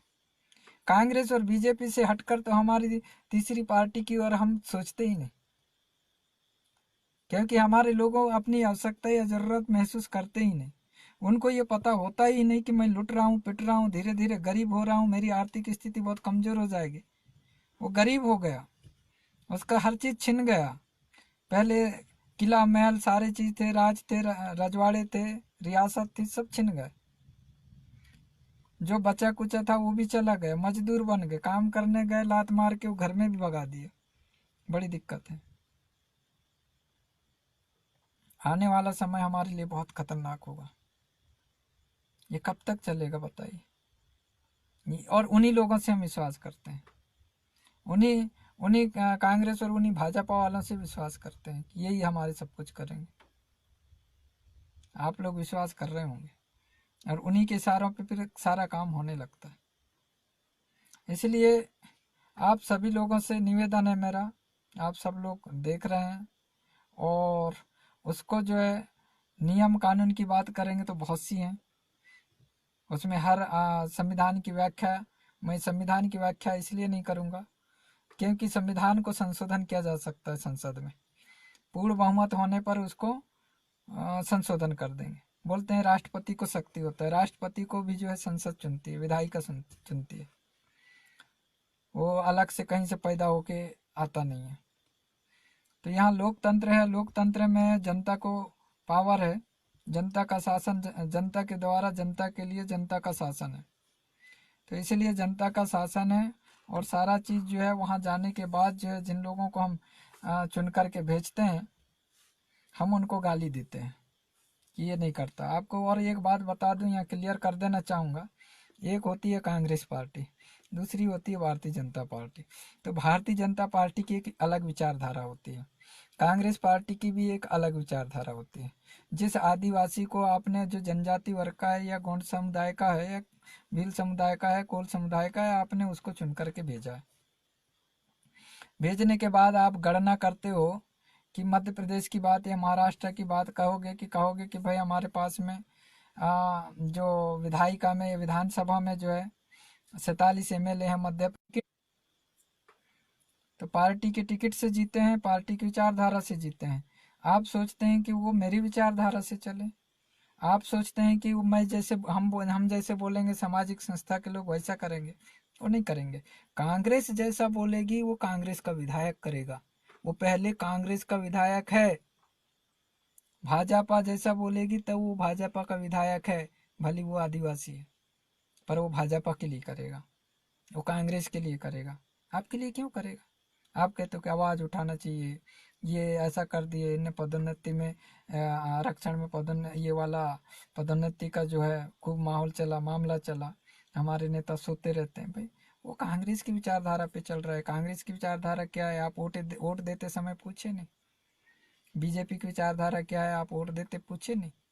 तो बीजेपी को वोट दिया आपने, कहा उसको उस व्यक्ति को नहीं दिया। अगर उसको निर्दलीय लड़ा भला, आप उसको जिताओगे भी नहीं जिसको आप गाली दे रहे हो, क्योंकि आप तो कमल और पंजा का बटन दबाए हो, एसटी का बटन थोड़ी ना दबाए हो। अगर एसटी का बटन दबाए होते तो आप उसको कहते कि हमारे 47 एसटी के आदिवासी हैं। आप बोलते, आप फेसबुक में, व्हाट्सएप में कमेंट करते हो, आपको शोभा देते। आपने तो कांग्रेस का बटन दबा के कांग्रेसी विधायक पैदा किया, बीजेपी का बटन दबा करके आपने बीजेपी विधायक पैदा किया। इसके बाद कहते हो ये हमारे समाज का है, हमारे लिए कुछ नहीं कर रहा। वो तो कांग्रेस की इशारा पे कर रहा है ना, जो कांग्रेस की विचारधारा पे आपके लिए जो संशोधन कर दी संविधान में। फिर आप कहते हो कि हमारे जो सांसद हैं वो आंख बंद करके बैठे हुए हैं, क्योंकि वो बीजेपी का सांसद है, क्योंकि कांग्रेस का सांसद है। तो कांग्रेस जितना बोलेगी उतना वो करेगा, बीजेपी जितना बोलेगी वो करेगा। अगर आप चाहते हैं कि हमारा समाज का अलग से जिता के भेजे तो आप निर्दलीय जिताइए ना, बिठा दीजिए 47 विधायक, निर्दलीय जिता दो, किसी पार्टी का मत जिताओ। अगर लग रहा है, ऐसा लगता है कि हम समाज की बात करते हैं, तो सभी समाज के संगठन, सभी सामाजिक लोग इकट्ठा हो जाओ, सब लोग इकट्ठा हो जाओ और उसको निर्दलीय जिता दो, किसी पार्टी से नहीं भेजना। तो मन में ठान लो। फिर ये 47 लोग अगर आपने निर्दलीय चुन करके भेजे और वो अगर कोई काम नहीं करेंगे, तब फिर आप लोग बोलोगे तो वाकई में वो शोभा देगा। पर वो दूसरे के उससे जीते हुए लोग हैं, दूसरे के पार्टी से गए हैं, दूसरे की विचारधारा से गए हैं, उन पर आप आरोप लगाते हो, तो मैं कतई भी ये अच्छा नहीं कहता।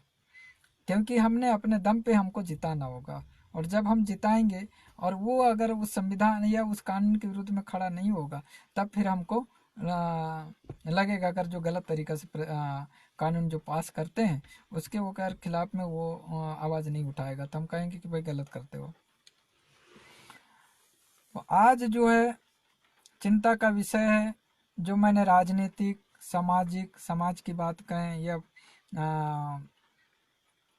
आर्थिक की बात कहें, तो उस पे आप लोगों को निचले ज़मीनी स्तर से काम करनी होगी। कोई किसी उस पे नहीं कि हमको ऐसा करेंगे तो हमारा ये हो जाएगा, ये सारी चीज़ें उस पे हम लोगों को जा कर के अलग अलग काम करेंगे तो उससे परिणाम आने वाला नहीं। आप आदर्शवादियों के उसमें रहेंगे तो कभी सक्सेस नहीं हो पाएंगे। प्रकृतिवादी बनना तो होगा ही। और आपकी आर्थिक स्थिति को मजबूत करना है। किसी देश का रीढ़ होता है वो उसकी अर्थ होती है। आपका पेट अगर खाली रहेगा तो आप कोई भी काम नहीं कर पाओगे, और आपका पेट अगर नहीं भरेगा तो आप कोई काम नहीं कर पाओगे, कोई लड़ाई जीत नहीं पाओगे, क्योंकि आपको भूख सताती है, भूखे मर जाओगे। ऐसी किसी देश की आर्थिक स्थिति अच्छी नहीं रहेगी तो वह देश कभी भी संपन्न नहीं, वो कभी भी संघर्ष नहीं कर सकता। और किसी देश की आर्थिक स्थिति अगर मजबूत रहेगी तो वह हर देश के साथ में खड़ा हो सकता है संघर्ष के लिए। तो इसलिए मैं कहना चाहूँगा कि आपकी आर्थिक स्थिति, आपकी परिवार की आर्थिक स्थिति, आपकी फैमिली की इकोनॉमिकल आपका बढ़िया रहेगा तो आप बहुत अच्छा काम कर सकते हैं, बुद्धि से, विवेक से। और हम जो है, आप सब लोग अगर आपको ये हो जाएगा तो ये इतना ताकतवर बन जाएगा कि आप लोग जो है बढ़िया काम करने लगोगे। बोलते हैं कि एक और उदाहरण दे दूं, बहुत से ऐसे संगठन हैं, वो कहते हैं ब्राह्मणवादी, मनुवादी, ब्राह्मणवादी। अब बताइए कि ब्राह्मणों की संख्या कितनी है? 3.5% है देश के अंदर में। तो अब 3.5%, 1 अरब 32 करोड़ में 3.5% निकाल दीजिए, कितने होंगे? वही 4-5 करोड़ के लगभग होंगे। तो 5 करोड़ लोग 1 अरब 25 करोड़ पे राज कर रहे हैं। आप उनको गाली देते हो। कितना? 1 अरब 25 करोड़ लोग पर 5 करोड़ लोग राज कर रहे हैं। अब नोट कर लो इस बात को। तो जब 5 करोड़ लोग राज कर रहे हैं तो कैसे करेंगे भाई? ऐसे लड़के करेंगे क्या हमारे जैसे बर्छी, भाला, तीर कमान लेकर के? ऐसे करेंगे नहीं। वो इसका इस्तेमाल करते हैं, वो बुद्धि का इस्तेमाल करते हैं, वो राजनीति का इस्तेमाल करते हैं। और कहाँ कैसे करना है, उन्होंने देखा कि अंग्रेजों के साथ में रहा, उनने पहले आपके गोंड राजाओं के साथ में रहा है। उठा करके देख लीजिए, 13वीं शताब्दी के बाद प्रत्येक राजाओं के साथ में एक एक ब्राह्मण समुदाय का जजमान रहा है। उसको गोंड राजाओं ने मंत्री बनाया है। कब से? 13वीं शताब्दी से। और 13वीं शताब्दी से लेकर के आप जो है 18वीं शताब्दी तक के पूरे उन्हीं लोगों के हम मंत्री बन के काम करना शुरू किया। 500-600 साल तक के गोंड साम्राज्य का मंत्री बनकर के शिक्षा दीक्षा का संचालन करना क्या आपके संस्कृति को नष्ट करने जैसी स्थिति नहीं थी? स्वाभाविक है। तो इतने बड़े शक्तिशाली राजाओं के पास में जो 12वीं शताब्दी के पहले, आप उसमें पूरा देख लीजिए, इंडिया का हिस्ट्री देख लीजिए। उसमें 12वीं शताब्दी तक जब गोंड साम्राज्य पूरा जो है फैला हुआ था आधे भारत में, तो और इसके बाद 13वीं शताब्दी के बाद धीरे धीरे मुगलों के अधीन होने लगा। और 17वीं 18वीं शताब्दी तक के तो तुम्हारा गोंडवाना ही पूरा खत्म हो गया। वो किसके बदौलत हुआ इतनी शक्तिशाली? इसके वो एक आया और उनने अपने बुद्धि से किया। भाई ताकतवर को खत्म करने के लिए एक बुद्धिमान व्यक्ति पहुंच गया, तो वो गोंडवाना साम्राज्य को नष्ट करने के लिए आए थे, तो मंत्री बन गए वहां जा करके, और राजाओं को अपना बुद्धि दे देकर उस राज्य को नष्ट कर दिया। तो गलती किसकी है भाई? ब्राह्मण की? नहीं मानता मैं, क्योंकि वो नष्ट करने आया था, वो शत्रु था। और ये इनको सजग होना था ना। तो अभी हमारे लोग लिखते रहते हैं कि नहीं इनने ऐसा किया, उनने वैसा किया, पोथी पढ़ाया, रामायण पढ़ाया दुनिया भर का के। भाई उनका काम था, उन्होंने किया, उनने अपने बुद्धि से उनका काम किया, उनको नष्ट करने का था, उनने नष्ट कर दिया। 12वीं शताब्दी तक के आप पूरे संपन्न थे, समृद्ध थे, शक्तिशाली थे, हर चीज आपके पास में था, तो उन्होंने देखा कि उसको हम खत्म करके रखेंगे, तो उन्होंने खत्म कर दिया। तो जब उन्होंने खत्म कर दिया तो अब जो है भारत आजाद हुआ, अंग्रेजों के साथ में शामिल हो गए। उनको ये था कि भारत आजाद होने के बाद हमको देश की राजनीति को अपने हाथ में लेना है, तो हाथ में लेना है तो वो सारे राजनीतिक दलों के मुखिया भी बन गए, कम्युनिस्ट पार्टी के मुखिया बन गए, कांग्रेस पार्टी के मुखिया बन गए, भाजपा के मुखिया बन गए, और दोनों तीनों चारों पार्टियों के मुखिया भी बन गए, और उन्होंने अपने हिसाब से देश को चलाना शुरू कर दिया। कितने लोगों ने किया? 5 करोड़ लोगों ने, अभी वर्तमान की पॉपुलेशन। तो उन्होंने अपने बुद्धि का इस्तेमाल किया है, अपने इनका इस्तेमाल नहीं किया है। कोई बर्छी वाला तलवार तीर बंदूक का इस्तेमाल नहीं किया उनने, उसने केवल इसका इस्तेमाल किया। तो ऐसा इस्तेमाल किया उन्होंने, और आपको जो है पूरे भारत में जो 125 करोड़ लोगों को, 125 करोड़ लोगों के बीच में वो राजपाट करना शुरू कर दिया। और उन्होंने अपने आदर्शों का प्रचार प्रसार भी शुरू कर दिया, और उस बीच में वो हर परिवार, हर समुदाय के बीच में भी जाना शुरू किया। पूरी कहानी से लेके, कथा से लेके पूरा चीज किया। आपने उनको घर में बुलाया, वो अपने मन से नहीं आए, आपने उनको सम्मान दिया, बदले में वो आए आपको और सारा चीज को जो है आपको बता के वो चला गया। गलती उसकी नहीं है, पर आज आप उनको गलती बोलते हो, उन पे ठीकरा ठोकते हो कि इन्होंने हमारा सब कुछ लूट के ले गया, इन्होंने हमारा सब कुछ। उन्होंने लूट के नहीं ले गया, बल्कि आपको नष्ट ही कर दिया, बुद्धि से, विवेक से। और जब तक आप बुद्धिमान नहीं बनोगे तब तक कुछ होने वाला नहीं है। इसलिए बुद्धिमान बनने के लिए हमको पूरी तरह से सोचना है, समझना है, चिंतन करना है, रात में चिंतन करना है। इतना बुद्धिमान मत बन जाना कि एक पौवा दारू पी के और फिर हमको 4 जगह बैठ करके फिर शुरू कर देना। मैं तो देखता हूँ कि हमारे, मैं बताना नहीं चाहूँगा, पर बहुत से पदाधिकारी लोग जो है शाम दिन भर तो बढ़िया सभा सम्मेलन करते हैं और रात में पी लेते हैं। मैं तो पस्त हो जाता हूँ समझाते समय। फिर मैं ये सोचता हूँ कि राजनीति की बात करते हैं और शाम को पी लेते हैं, तो ये क्या क्या चिंतन रहेगा इनके दिमाग में? ये कैसी राजनीति की बात करेंगे? कैसा हम आगे बढ़ पाएंगे? तो इसलिए साथियों, मैं किसी उसकी बात नहीं करूँगा, और मैं चाहता हूँ कि ये विचारधारा की लड़ाई है। और मैं वर्ल्ड के अंदर में लोगों ने बहुत सी विचारधारा की बात बताई मुझे। उन्होंने कहा ईसाईयत विचारधारा है, इस्लामियत विचारधारा है, सिख विचारधारा है, हिंदुत्व विचारधारा है। पर मेरे जो निगाह में वर्ल्ड के अंदर में 2 ही विचारधारा है, आदर्शवादी विचारधारा और प्रकृतिवादी विचारधारा।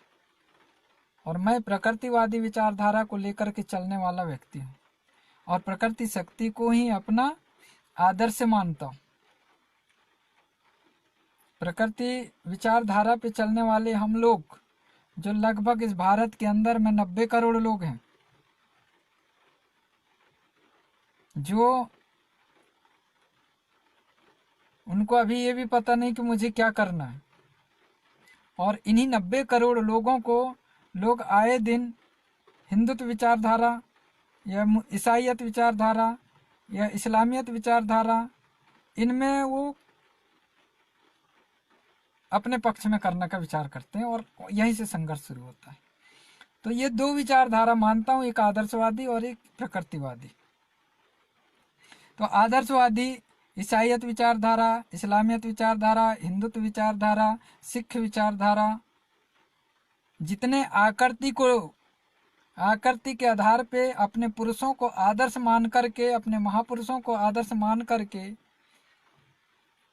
वो आराधना करते हैं, प्रार्थना करते हैं, वो आदर्शवादी विचारधारा के लोग हैं। और जो लोग प्रकृति पे विश्वास करते हैं, उन्हें पता है कि बादल हुआ बारिश होगी, उन्हें पता है कि बिजली चमकी है तो कहीं ना कहीं बिजली गिरेगी, उन्हें पता है कि सूरज निकली है तो रोशनी आएगी, वो प्रकृति पे निर्भर है, वो प्रकृति विचारधारा पे। तो ये दो विचारधारा के लोग हैं और दोनों विचारधारा के लोगों में संघर्ष है। आदर्शवादी चाहता है कि मैं प्रकृतिवादियों को आदर्शवादी बनाऊं, और प्रकृतिवादी अभी अपने प्रकृति में ही मस्त है। उसका प्रकृति स्वभाव जो है सीधा साधा है, उसको कुछ ज़्यादा या बताना नहीं आता है, वो अभी भी विश्वास करता है।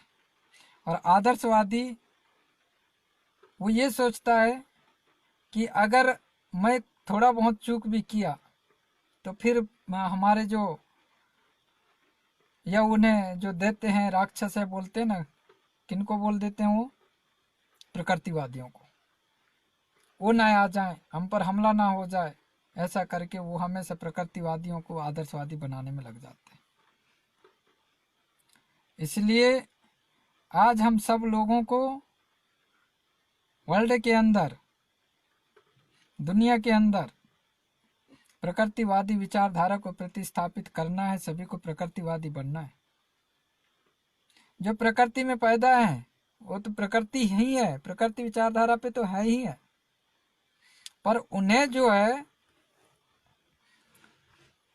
आदर्शवादी बनाने का काम किया जा रहा है। इसलिए हमारे जो बहुत महापुरुष हुए, चाहे पारी कुपार लिंगों ने, अभी आपको और बता दूं कि प्रभु ईसा मसीह के आधार पे ईसाई यानी धर्म बन चुका है। महात्मा गौतम के उस पे विचारधाराओं के आधार पे वो बुद्धिस्ट बन चुका है, उनके उसमें कॉलम में मिलती है। मनु शत्रुपा के उस विचारधारा पे चलने के कारण वो हिंदुत्व का बात होती है। पीर मोहम्मद पैगंबर के विचारधारा के कारण जो है इस्लामियत की बात होती है। पर आप पारी कुपार लिंगो जी, उनने सीधा उसने प्रकृति की बात किया और उन्होंने कहा कि मैं प्रकृति में विलीन होने के बाद मुझे आदर्श नहीं मानना बल्कि प्रकृति को आदर्श मानना, प्रकृति के आधार पे चलना। तो जो गोत्र बना, जो सरनेम बना, जिसे हम देवों में जो आप बखान करते हैं, बहुत से लोग हैं जो सामाजिक संगठन के लोग हैं, देवों को बताते हैं कि 6 देव 7 देव 8 देव अन्य गोत्र वाला, जिसे वेन पेन व्यवस्था की बात होती है। तो उस पे बात हुई तो गोत्र जो है, सरनेम जो है, केवल और केवल पारी कुपार लिंगो जी की देन है। उन्होंने कोई जाति नहीं बनाई, कोई धर्म नहीं बनाई। वर्ल्ड के अंदर में अगर बात कहें जो गोत्र आधारित जो शादी विवाह बात जो आती है, गोंडी में जो मर्मिंग मिजान कहते हैं, वो जो सिस्टम उन्होंने तैयार किया था पारी कुपार लिंगो जी ने किया। आज जितने भी देश के अंदर में, चाहे वो बिल क्लिंटन हो, बराक ओबामा हो, ट्रंप हो, ये जो गोत्र लिखते हैं, चाहे जो भी सरनेम है, जो सरनेम अगर लिखने की और सरनेम गोत्र बनाने का जो काम किया था उन्होंने, कि आप गोत्र आधारित शादी और शादी करेंगे, यानी मैरिज व्यवस्था बनाएंगे, मर्मिंग व्यवस्था बनाएंगे, ऐसा करके उन्होंने बताया। उस रास्ते में उन्होंने कोई धर्म का निर्माण नहीं किया, वो उन्होंने कोई अलग सी विचारधारा पैदा नहीं की, बल्कि प्रकृति के आधार पे ही बनाया उन्हें। टोटम व्यवस्था बोलते हो गोंडी में, और हिंदी में अपन उसको जो एक एक रिलेटेड रहा है, पक्षी से रहा है, पशु से रहा है और पेड़ पौधों से रहा है, उस सबका अलग अलग उनने रिलेटेड किया, सबको उस व्यवस्था से बनाया सभी लोगों के लिए। तो आज जो जाति व्यवस्था बन गई उनमें भी वो व्यवस्था है, लिंग व्यवस्था। उसको जब कभी आती है ऐसी बैठक में बताता हूँ कैसा है। तो जो 90 करोड़ लोग हैं, अब आप सोचते हो कि मैं बार बार 90 करोड़ क्यों बोलता हूँ।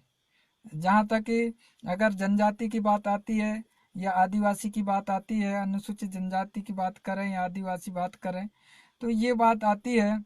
तो अब वो यहाँ पर अगर हम 10.5 करोड़ हैं, मैं 10.5 करोड़ की खाली बात नहीं करता हूँ, मैं 90 करोड़ की बात करता हूँ। पॉपुलेशन जैसे जैसे बढ़ेगी वो मेरी आंकड़ा बढ़ते रहेगी। इसलिए कि हम प्रकृतिवादी हैं। कुछ लोग प्रकृतिवादी भी हैं और आदर्शवादी भी हैं। तो प्रकृतिवादियों को आदर्शवादी अपने घेरे में ला के रखे हुए हैं, तो उन्हें जो आदर्शवादी आकृति से मुक्ति दिला करके प्रकृति में जोड़ना मेरा फर्ज है। मैं उन्हें जोड़ूंगा, जोड़ने का प्रयास करूंगा, ऐसी मेरी मंशा है। और जिस दिन 90 करोड़ लोग प्रकृतिवादी विचारधारा के लोग हो जाएंगे, उस दिन भारत में तुम्हारा प्रधानमंत्री हो जाएगा, तुम्हारी सरकार होगी, तुम्हारी हर चीज चलेगा, तुम्हें कोई रोकने वाला नहीं होगा। बस आप प्रकृतिवादी विचारधारा का प्रचार प्रसार करते रहिएगा, आपका सरकार एक दिन बन जाएगा। क्योंकि प्रकृति को बचाने का काम आप कर रहे हैं, क्योंकि प्राकृतिक संसाधनों को सुरक्षित रखने का काम आप करेंगे। और जिस दिन आप प्राकृतिक संसाधनों की सुरक्षा की बात करेंगे और प्रकृति को विधि पूर्वक दोहन करेंगे और विधि विरुद्ध दोहन करने वाले के विरुद्ध में आप खड़े होंगे, तो जरूरत है कि उस दिन आपके साथ जो है प्रकृतिवादी विचारधाराओं की धारा मनाने वाले लोगों के साथ में करोड़ों के लोग खड़े होंगे। ऐसी विचारधारा आपको जन जन तक के पहुंचाने की जरूरत है। पर्टिकुलर ऐसा एक सिंपल सा और साधारण सा, कठिन विचारधारा या कठिन भाषा का प्रयोग करोगे तो आपके साथ में व्यक्ति नहीं, कोई शक्ति भी जुड़ने वाली नहीं। सरल भाषा का प्रयोग हो, सरल चीजों से आप समझा सकें उन्हें और संतुष्ट कर सके, ऐसा मेरा मानना है और ऐसा मेरा जानना है। प्रकृति ही सर्वोच्च है, प्रकृति ही सब कुछ है। प्रकृति से बाहर जाओगे तो आप मारे जाओगे। और ये 90 करोड़ लोग जो प्रकृतिवादी विचारधारा के बन जाएंगे, उस दिन आपकी सरकार होगी। उस दिन आकृतिवादी लोगों नहीं रहेंगे, जो आज आकृतिवादियों का सरकार है। आकृति की लड़ाई लड़ रहे हैं, मूर्ति की लड़ाई लड़ रहे हैं, मूर्ति को ही अपनी शक्ति मान रहे हैं। तो मूर्ति पूजक लोग हैं जो मूर्ति की पूजा करते हैं और प्रकृतिवादियों प्रकृति का दोहन करते हैं। इसलिए आप किसी भी आकृति का निर्माण ना करें, बल्कि प्रकृति का ही पूजा करें। एक पेड़ लगाइए, पेड़ पे ही अपनी शक्ति का स्थापना करिए और उसी का, चाहे आप किसी भी रूप में जो भी आस्था के लोग हैं, आप अगर प्रभु ईसा मसीह को मनाते हैं तो आप एक पेड़ लगा लीजिएगा, किसी सूली वाला या किसी उसके उस पे सूली पे चढ़ा हुआ ना लगाइएगा। तो आप एक दिन प्रकृति के समीप आ जाओगे और शक्ति आ जाएगी। किसी मूर्ति के जगह नहीं, बल्कि पेड़ जितने लगाएंगे, एक पेड़ लगा लीजिए। शहर में रह रहे हैं कोई बात नहीं, शहर में आप छोटे छोटे पौधा लगा लीजिएगा, छोटे पौधा एक गमले में लगा लीजिए, उसी की आराधना करिएगा, आपको उससे पत्ती मिलेगी। कोई भी पौधा लगा लीजिएगा, वह पत्ती आपके लिए लाभदायक होगी, ऑक्सीजन देगी। ये काम करिए। भगवान आप ही हैं, आप ही सब कुछ कर सकते हैं, आप ही प्रकृति को आप बिगाड़ सकते हैं, प्रकृति को बना सकते हैं। प्रकृति का संतुलन आप ही बनाएंगे और प्रकृति का संतुलन आप ही बिगाड़ेंगे, क्योंकि प्रकृति ने आदमी को प्रकृति के संतुलन के लिए ही पैदा किया, क्योंकि आदमी ही प्रकृति का संतुलन को बनाएगा और प्रकृति उसको बनाए रखेगा। आपने जैव विविधता बारे में पढ़ा है, उसमें जैव विविधता में एक दूसरे पर निर्भर रहते हैं और उसी क्रम पे आपको चलना है। सबको अपना अपना अधिकार है, अपने अपने अधिकार, जीने का अधिकार है, और आप किसी भी के जीने का अधिकार को छीनते हैं तो वही गलत है। आखिर कितने दिन जिएंगे? 60 साल, 70 साल, 200 साल, 400 साल, 500 साल? गलत है। आपके काम करने के दिन होते हैं, अच्छा से अच्छा आप काम करेंगे, आपकी पढ़ाई लिखाई के दिन जो है 25 साल के ऐसे ही गुजर जाते हैं। आपको सही मार्गदर्शन नहीं मिला तो आपको 35 साल ऐसे ही गुजर जाते हैं। आप घर गृहस्थी में फंस जाते हैं, आपके 10-15 साल ऐसे निकल जाते हैं। फिर बुढ़ापा आ जाएगी, आप कुछ कर नहीं पाओगे। आज करूँगा, कल करूँगा, परसों करूँगा, इसी में रह जाओगे। इसलिए आज से ही आप अपनी कॉपी में रख लें और आज से मुझे क्या करना है, आज ही आपको निश्चित करना है। जब आपकी उम्र 16 साल हो गई है, हो चुकी है, या 25 साल के हो गए हैं और 30 साल के हैं या 35 साल के हैं, आज ही आप अपनी कॉपी पुस्तक में रख लीजिए और लिख लीजिएगा और उसी के आधार पे आप काम करिएगा। जब मैं 9वीं पढ़ रहा था तभी मैंने सोचा था कि वीआईपी बनूंगा, विधायक बनूंगा, और मैंने अपनी कॉपी में लिख के रखा था। 9वीं पढ़ रहा था तब की बात, अभी भी रखी है वो कॉपी। लक्ष्य बना लिया, उसी आधार पे आपको काम करना है।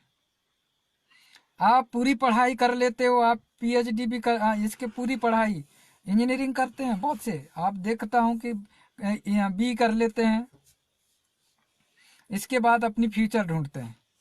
अब वो इंजीनियरिंग तो कर लिया, कोई भी ब्रांच ले लेता है, मैकेनिकल है, सिविल है, या सीएस है, जो भी है, तो उसमें वो उन्हें उस पे सोचता है कि मैं इसके बाद वो बी कंप्लीट कर लेगा, डिग्री भी कर लेगा, फिर एमटेक भी कर लेगा, इसके बाद फ्यूचर चपरासी की ढूंढता है, भविष्य अपना चपरासी में तलाशता है। पर ये नहीं सोचता कि अगर मैं मैकेनिकल हूँ तो एक इंजन बनाने का काम करूँ और पार्ट्स बनाऊँ, एक फैक्ट्री बना लूँ, छोटा मोटा बनाने का काम करूँ। नहीं तो फिर क्या मतलब रहा आपका? चपरासी का फॉर्म भर रहे हैं, एलडीसी का फॉर्म भर रहे हैं, तो आपका पढ़ने का क्या सार रहा? बी करने का क्या सार रहा? एमटेक करने का क्या सार रहा? नहीं करना था आपको। 10वीं करने के बाद ही चपरासी की नौकरी ढूंढनी थी, 12वीं करने के बाद ही चपरासी की नौकरी ढूंढनी थी। क्यों पढ़ लिया, क्यों टाइम बर्बाद किया? तो टाइम ही सबसे महत्वपूर्ण है ना। जो बच्चे, जो बालक अपने समय को समय रहते, अगर 16 साल का बच्चा है और वो अपने समय की कीमत या कद्र नहीं करता तो वो अपना फ्यूचर नहीं बना सकता। क्योंकि फ्यूचर बनाने के जो समय रहता है 16 साल से 30 साल तक ही रहता है। 16 से 30 साल के अंदर में आपने अगर अपना फ्यूचर को तय कर लिया तो आगे का रास्ता भी आपको आसान होगा। और आप 30 साल तक के पढ़ाई लिखाई में गुजार देंगे और इसके बाद में आप अपना फ्यूचर तलाशेंगे तो दिक्कत होगी, बहुत कठिन होगा। आप फ्यूचर आप कुछ किसी में भी तलाशिए, आप बिजनेस में अपना फ्यूचर देखिए, कृषि में आप अपना फ्यूचर देखिए, पॉलिटिक्स में अपना फ्यूचर देखिए, पर फ्यूचर देखिए। आपको कोई भी काम जो आसान लगता है उस काम को करने का प्रयास करिएगा। अब काम कैसे करूं, क्या करूं, किस टाइप से करूं, उसके लिए भी आपको अगर ज़रूरत पड़ेगी तो मैं बैठा हूं, मैं आप लोगों को ऐसे ही आप लोगों को समय समय पे मार्गदर्शन करता रहूंगा। दुख इस बात की होती है कि जब हम लोग एक तो डरपोक भी होते हैं, बहुत डरपोक होते, डरते हैं। मत डरिए, इंसान इंसान से क्यों डरेगा भाई? जाइए, कहीं भी जाइए, अधिकारियों के पास में जाइए, पूछिए और बढ़िया बात करिए। आपको जैसा बात बनता है, अंकल जी, चाचा जी, मामा जी, नाना जी, नानी जी, जो भी है, बढ़िया बात करिए। और बात करके आप अपना बड़े से बड़े काम को निपटाने का कोशिश करिएगा। मन में झिझक बिल्कुल भी मत रखिएगा, आगे बढ़ने का प्रयास करिएगा। और जिस दिन आप मन में से अपनी झिझक को दूर करेंगे, वाकई में उस दिन आप तरक्की के द्वार को पहुंचने के यानी आपको एक दरवाजा मिल चुका होता है। और आज आज बहुत ही, और एक अच्छी बता दूं मैं, मुझे अभी ध्यान आया है, हम लोगों को जल्दी हम सबसे हमारे माँ बाप जो होते हैं, सबसे महत्वपूर्ण जो चीज़ें होती है हमारे माँ बापों का सबसे बड़े सपना होता है, वो सोचते हैं कि बेटा या बेटी है तो उसकी शादी कर दूं, तो बेटा और बेटी की भविष्य को वो शादी करना सबसे महत्वपूर्ण समझते हैं। आने बेटा की शादी कर दिए तो वो सोचते हैं कि मैंने जन्म दिया था, पाप किया था, अब मैं उसका पैर धुल करके अपने पाप को छुटकारा पा लिया। आने पैर धुलना अपना धर्म हो गया बोलते हैं। बच्चे जन्म दिए थे तो पाप हो गया, और शादी कर दिए तो उसका पैर धुल करके उनने कह दिया कि मेरा पाप अब खत्म हो गया। ऐसा सोच, बस इतनी ही सोच है, इससे ज़्यादा वो नहीं सोचते। तो इसलिए मैं मानना चाहूँगा कि आप लोग, आप बच्चे हैं अभी या बुजुर्ग हैं, जो भी हैं, तो पहले फ्यूचर का प्लान करें। शादी शादी ठीक है, शादी शादी भी एक वैवाहिक जीवन है, वो भी ज़रूरी है, किंतु सबसे पहले फ्यूचर बनाएं अपने, और फ्यूचर बना लें। फ्यूचर बनाने के बाद जो है उसको हमको कैसा करना है, कैसे किस टाइप से चलना है, किस आधार पे चलना है, उसकी पूरी प्लानिंग होनी चाहिए, विद प्लानिंग होनी चाहिए। भलते में बिल्कुल भी टाइम बर्बाद ना करें, अपना दिमाग लगा ले कि अगर मैं इस जगह में बैठता हूँ तो मेरी समय बर्बाद होती है, इससे मेरा जो कीमती समय है वो कहाँ जाएगा। उस कीमती समय के लिए आप जो है बहुत अने ये सोच लीजिए कि इस कीमती समय को मैं कैसे इस्तेमाल करूं। ये मेरा कीमती समय, आपका एक एक पल, एक एक मिनट बहुत कीमती है। और ऐसे कीमती समय को आप, अगर आप राजनीति के लिए सोच रहे हैं तो राजनीति बहुत बड़ा सोचिए। आप मैंने देश के लिए सोचिए कि मैं अगर आने राजनीति में जा रहा हूं तो आने वाले समय में मुझे प्रधानमंत्री बनना है, ऐसा सोच के राजनीति करिए। बनो ना बनो एक अलग बात है भाई, ख्वाब देखना अच्छी बात है। आप उसके लिए अगर प्रयास कर रहे हैं, प्रधानमंत्री बनने की प्रयास कर रहे हैं, तो आप सांसद जरूर बनेंगे।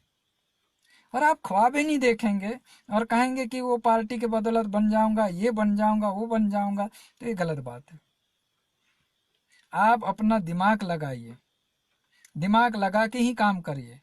अगर पॉलिटिक्स में अपना फ्यूचर तलाशते हैं या फिर कोई, जैसे इंजीनियरिंग कर लिए आपने, तो मेरा निवेदन है कि कभी इंजीनियरिंग कर लिए है आपने, आपने आपके इंजीनियरिंग के जो है 4 साल 5 साल आपने बर्बाद किया है, तो इसी किसी एलडीसी है, क्लर्क या चपरासी में आप अपना समय बर्बाद ना कीजिएगा। आप बल्कि उस हुनर को आपने इंजीनियरिंग करते समय जो हुनर आपने प्राप्त किया है, अगर सिविल किया है, सिविल इंजीनियरिंग किया है, तो उस सिविल से उसको इतना बड़ा आप अच्छे से अच्छे यानी ऐसा मॉडिफाइड करिए, ऐसा कोई ऐसा स्ट्रक्चर तैयार करिए ताकि आपको दुनिया के लोग सलाम कर सकें और कहें कि इन्होंने इतना गजब का स्ट्रक्चर बनाया। आप सोचिए, अगर मैं आप सिविल इंजीनियर है तो आप कोई बताया उसी के आधार पे काम ना करिएगा, अपने बुद्धि के आधार पे किसी चीज का या मॉडिफाई कर दीजिए। आविष्कार नहीं कर सकते तो उसी का मॉडिफाई कर दीजिए।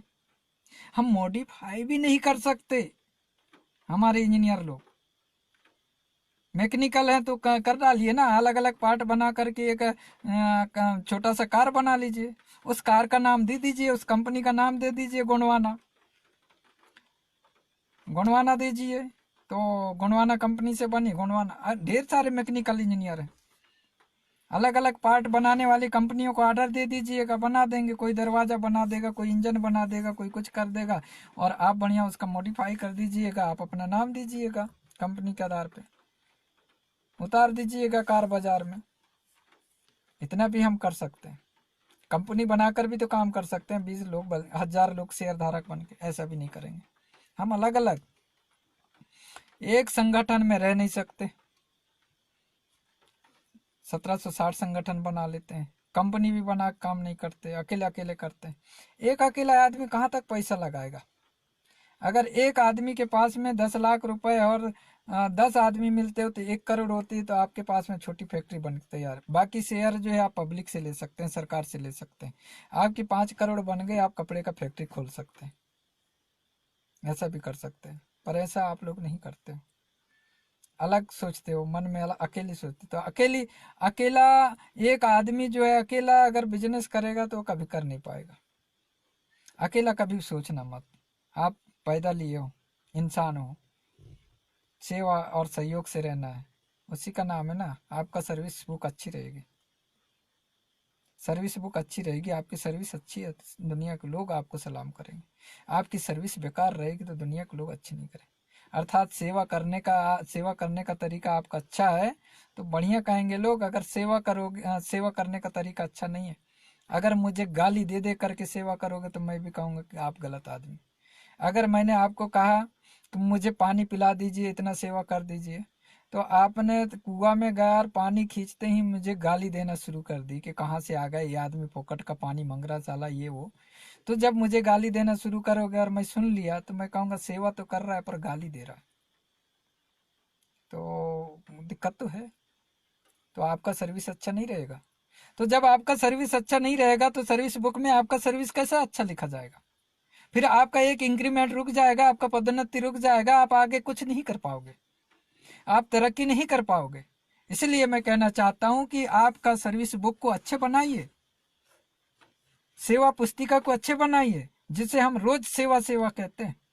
लोगों को समझाइए कि हम अगर सेवा जैसे हम लोग जय श्री राम बोलते हैं, एक आता जय लंकेश बोलता है, तो क्या राम रावण की युद्ध करोगे देश में? सेवा नहीं करोगे।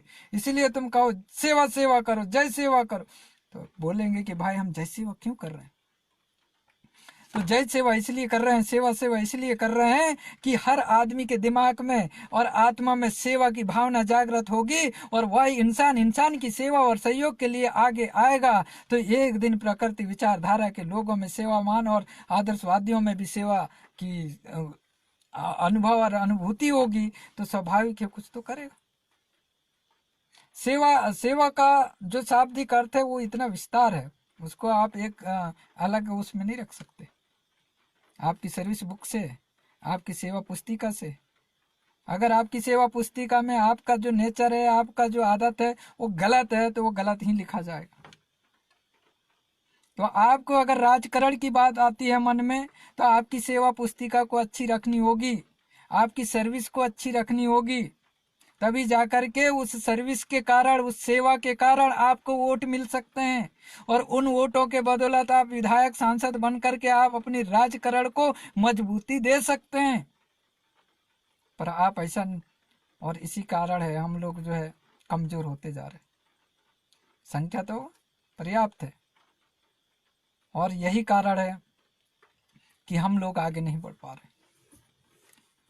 हमारी सर्विस ठीक नहीं है, कहीं ना कहीं हम सर्विस में कमजोर है। ब्राह्मण का सर्विस अच्छा है, देख लीजिए, आ जाता है वो अपनी सर्विस ऐसा देगा, बिल्कुल मीठी मीठी बात करेगा, घर में आएगा, आपके साथ में बैठेगा, कथा पूजन करेगा, आपके बाप दादों को समझाएगा, सबको अपने मन में वश में कर लेगा और बढ़िया वो करके उसने ऐसा सर्विस देगा शुरुआत में, और वो आपसे वोट भी ले लेगा, नोट भी ले लेगा और अपना काम भी कर लेगा। ऐसा गुण आप में भी आना चाहिए। आलोचना मत करो, बल्कि उनका उस चीज को सीखिए कि उनने जो काम कर रहा है, उनकी जो काम करने की क्षमता है, उसको आप सीखने का प्रयास करिए। आलोचना करने से कुछ नहीं होता। जो आदमी आपका जो ताकतवर है, आपसे ताकतवर हो चुका है और उस आदमी को आप परास्त करना चाहते हो, तो उससे वो कैसे ताकतवर बनना है, उस ताकत का अध्ययन आपको करना होगा, तभी जाकर के आप उससे ज्यादा ताकतवर बन सकेंगे। अगर उसका आलोचना करके आप ताकतवर बनना चाहते हो तो कतई भी संभव नहीं है। इस बात को लिख कर रख ले। उसके